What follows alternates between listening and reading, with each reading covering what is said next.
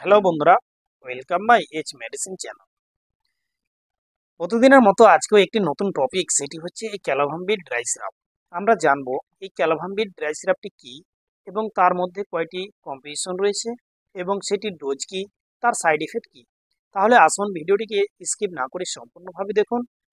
তার আগে আপনাদের কাছে রিকোয়েস্ট, আপনারা যদি আমার চ্যানেলে নতুন হয়ে থাকেন তাহলে আমার চ্যানেলটিকে সাবস্ক্রাইব করে দিন, পাশে থাকা বেল আইকনটিকে প্রেস করে অল নোটিফিকেশন অন করুন। সর্বপ্রথমে জানবো যে এই ক্যালাভাম্বিড ড্রাই সিরাপটিকে তৈরি করে থাকে অ্যালকাম কোম্পানি।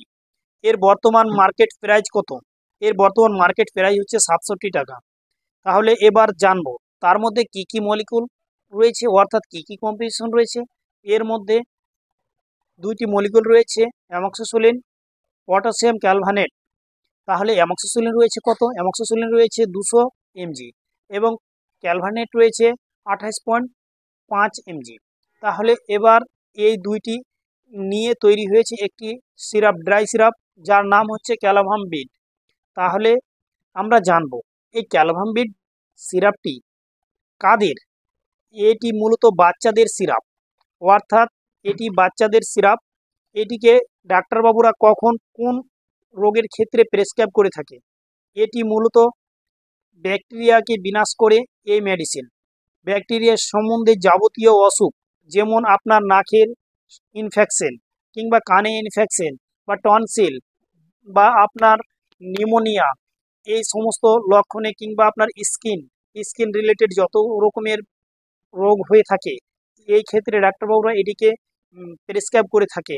অর্থাৎ কাশি কিংবা আপনার বুকে মধ্যে কফ জমে গেছে, নিউমোনিয়ার লক্ষণ দেখা দিচ্ছে, এই ক্ষেত্রে প্রেসক্রাইব করে থাকে। এবং বাচ্চাদের জ্বরের ক্ষেত্রেও, অর্থাৎ জ্বরে এই যে ব্যাকটেরিয়ার কারণে যখন জ্বর চলে আসে, সেই ক্ষেত্রেও সেটিকে প্রেসক্রাইব করে থাকে।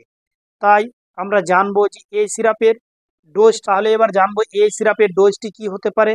এর ডোজ ডাক্তারবাবুরা নির্ণয় করে, বাচ্চাদের বডি ফিগার ফিটনেস অনুপাতে তার ডোজ নির্ণয় করে থাকে।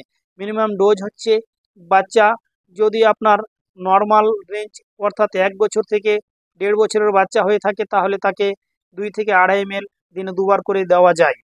এবার আমরা জানবো এই সিরাপের ডিউরেশনটা কতদিন হতে পারে, এই সিরাপটা কতদিন পর্যন্ত খাওয়ানো যাবে। ডিউরেশন হচ্ছে 3 থেকে 5 দিন সেই খাওয়াতে হবে। তারপরে আমরা জানবো যে এই সিরাপ খাওয়ার পরে কোনো কি পার্শ্ব প্রতিক্রিয়া রয়েছে। এই সিরাপ খাওয়ার পরে পার্শ্ব প্রতিক্রিয়া রয়েছে, যেমন বাচ্চাকে পায়খানা হতে পারে, একটু উইকনেস লাগতে পারে, কি পেটে ব্যথা হতে পারে। এই সমস্ত লক্ষণগুলো, নর্মাল লক্ষণগুলো দেখা দিতে পারে। কিন্তু তাই আপনাদের কাছে রিকোয়েস্ট, আপনারা যে কোনো মেডিসিন ব্যবহারের পূর্বে অবশ্যই ডাক্তারের কনসাল্ট করে নেবে। ডাক্তারের পরামর্শ ছাড়া মেডিসিন ব্যবহার করবেন। ভালো থাকুন, সুস্থ থাকুন। আসি, পরে ভিডিও আবার দেখা।